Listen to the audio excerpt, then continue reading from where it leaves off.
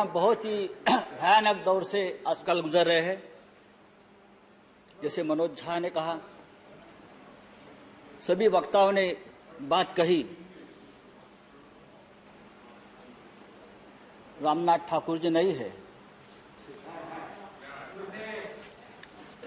तालियां बजाओ थालियां बजाओ, फिर गालियां भी खानी पड़ती है। देखिए, हम विज्ञानवाद में जी रहे हैं। प्रधानमंत्री जी ने कहा था महाभारत का युद्ध 18 दिन चला और जीत गए।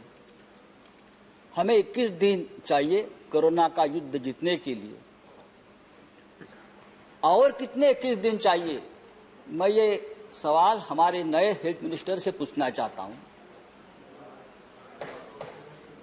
इसलिए कि एक युद्ध में, 2 साल के युद्ध में एक हेल्थ मिनिस्टर का तो बलि का बकरा बना दिया।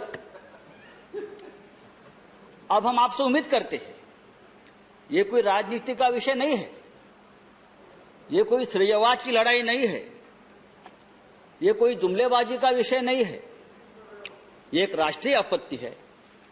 और हम सब लोग, चाहे देश हो, चाहे राज्य हो, चाहे गांव हो, हम सब इस राष्ट्रीय आपत्ति से अपने अपने स्तर पर लड़ रहे हैं। हम सभी ने यहां जो बैठे, हम सभी ने इस काल में किसी ने किसी को, नजदीक व्यक्ति को खोया है। चाहे परिवार में हो, चाहे मित्र हो, चाहे यहाँ के हमारे साथी हो।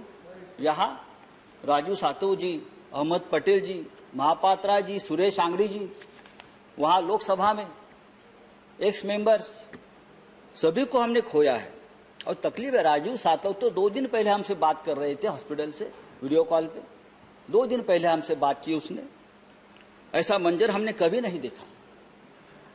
स्मशान में 24-24 घंटे तक मृतकों की कतार लगी रही थी।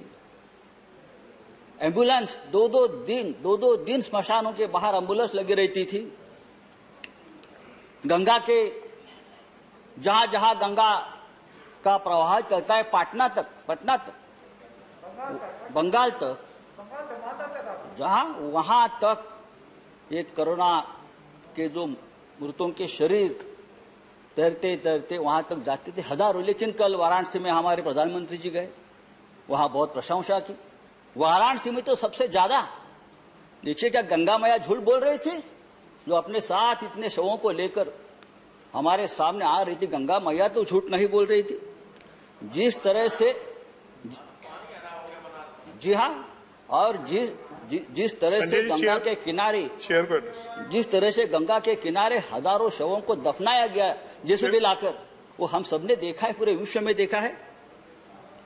और इस शवों का अपमान, डिग्निफाइड मौत नहीं मिली उनको, अंत संस्कार नहीं हुआ।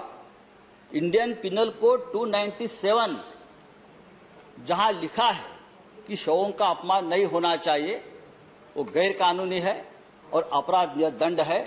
लेकिन हमने हजारों शवों को इस तरह से फिर एक बार मारा है, कुचला है और अपराध किया है। ये किसकी जिम्मेदारी है? मैं किसी एक व्यक्ति को, एक सरकार को दोष नहीं देता हूं। बात सिस्टम की है और सिस्टम के पीछे जो व्यक्ति है उनके बारे में है। लेकिन सरकार से हमारा सवाल है कि आप आंकड़ा क्यों छुपा रहे हो? कितने लोग हमसे बिछड़ गए, आप बताइए, सही आंकड़ा बताइए। जो रिपोर्ट्स है वो सरकारी आंकड़े से ज्यादा है, सही बताए।